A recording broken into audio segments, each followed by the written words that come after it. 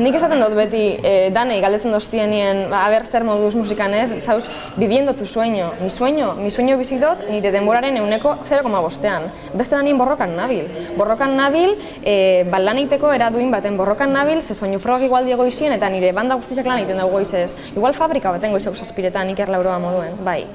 Beste 1000 ordu egoteko gero konposatzen, eta ez dakiz zer, sortzen kultura bat, gizarte baterako, eta gabiz gure sortzaileak hiltzen, itotzen. Jendeak ez daki, ez da ere, musikari askok ere ez dakite, baina normalean jendeak ez daki, ez da industrian ere, gure ofizioa zertan datzan. Ez daki. Osea, jende asko pentsatzen du kantak sortzen dira de la nada, ya está, hor kanta dago, ez?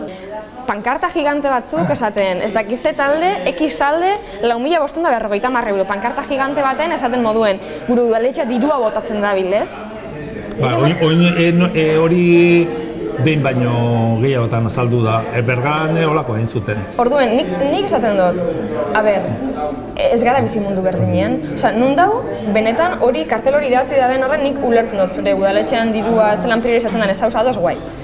Baina ezin duzu uste izen 4.550 euro 13 pertsona lanien dabizen egun oso baten, ze kontzertu bat ez da ordu bat, eta egun oso bat, eta atzetik dagoen dana, baina bueno, mugatuko dugu egun batera, zilegi dela, nahikoa dela, oza, duina dela, ez da, inundik inora bez, minusien diela gure orduek, beti minusien, beti zorretan, beti elkarri zor gauzela banda danetan.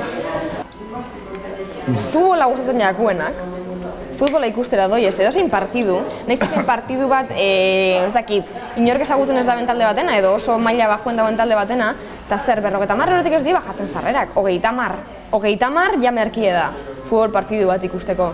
Eta normala iruditzen jaku, edo kuota bat, ez dakit, dienak ez dakit zenbat kuota ordainduko dan urtien, edo hilien, edo lo que sea. Eta ez dekogu kontzeptu hori musikan? Atletika adibidezen benez, sentimiento atletik.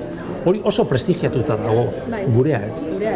Eta gurea prestigiatzeko zer behar dugu? Behar dugu edabideek, behar dugu politika zuzena.